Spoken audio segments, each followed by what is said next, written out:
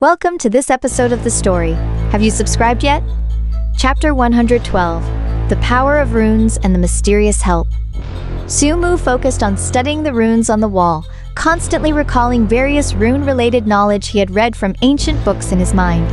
Suddenly, he noticed that the arrangement of these runes was extremely similar to an ancient spiritual power sealing technique. If he could activate these runes, perhaps it could form a powerful defensive barrier to block the attacks of the sandworms. Sumu took a deep breath, circulated his spiritual power, and carefully injected his power along the veins of the runes.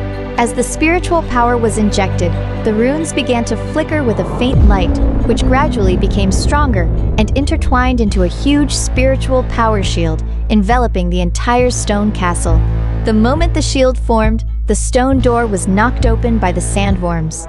But as soon as the sandworms came into contact with the shield, they were rebounded by a powerful force and let out pained roars.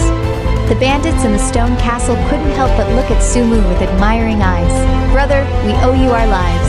Otherwise, we would have died at the hands of these monsters," the bandit leader said with a lingering fear. Sumu nodded slightly and didn't say anything. He knew that this shield could only hold off the sandworms temporarily and was not a long-term solution. Moreover, activating the runes had consumed a large amount of his spiritual power, and he had to recover his spiritual power as soon as possible and find a way to leave here. Just as Sumu was about to sit down to recover his spiritual power, a strange chanting sound suddenly came from outside the stone castle. The sound seemed to come from the distant sky, ethereal and mysterious. After hearing this sound, the sandworms gradually quieted down and no longer attacked the stone castle frantically. Sumo and the bandits looked at each other, their eyes filled with ihua. Unable to suppress his curiosity, Sumo decided to take a risk and go out to check. He carefully maintained a rune shield and slowly walked out of the stone castle. There was a woman in a white robe holding a staff inlaid with a blue gemstone. She was standing on the sand chanting something. A soft blue light was emanating from around her. Where the blue light reached, the sandworms seemed to be bound by an invisible force and couldn't move. Sumo approached the woman and asked warily, "Who are you? Why are you here? And why did you help us?" The woman slowly turned her head, revealing a delicate and refined face. She smiled slightly and said, "My name is Ling Su. I'm a spiritual arts master traveling around.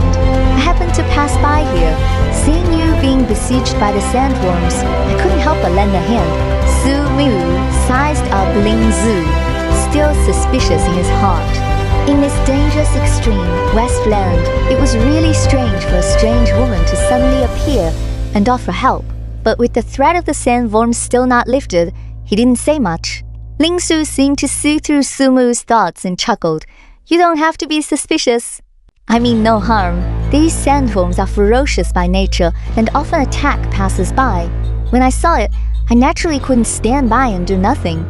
After saying that, the light on the staff in her hand became even brighter, and the chanting sound from her mouth became more rapid. The immobilized sandworms' bodies began to tremble violently, and then they slowly burrowed into the sand and disappeared without a trace. Seeing this, Sumu relaxed his guard against Ling Zu a little and said, "Thank you, miss, for your help. I just don't know where you're going."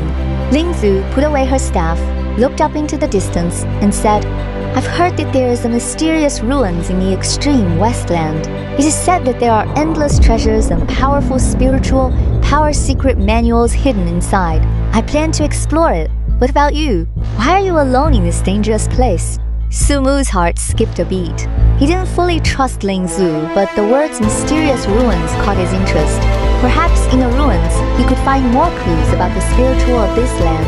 "So," Sumu said, "to be honest, I'm looking for a place called the spiritual of this land.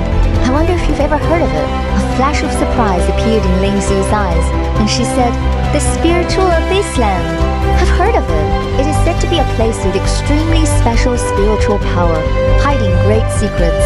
But I'm not sure about the exact location. Since we have the same goal, why not travel together? We can take care of each other." Sumu thought for a moment and felt that traveling with Ling Zu might increase his chances of finding the spiritual abyss land. Moreover, with a spiritual arts master of her strength by his side, he would be more confident in dealing with the dangers on the way. Okay, thank you, miss. Sumo nodded in agreement. Subsequently, Su Mu returned to the stone castle and informed the bandits of his decision to travel with Ling Su. The bandit leader said gratefully, "Brother, we've shared weal and woe today. If there's a chance in the future, we will surely repay you. This extreme westland is too dangerous. We won't continue our journey. Farewell." After saying goodbye to the bandits, Su Mu and Ling Su embarked on a new journey. Along the way, the two exchanged their cultivation insights and the strange anecdotes they knew, and the atmosphere gradually became harmonious. However, what they didn't know was that behind them, pairs of malicious eyes were quietly watching their every move. The story continues. More exciting content is coming up. Subscribe as soon as possible.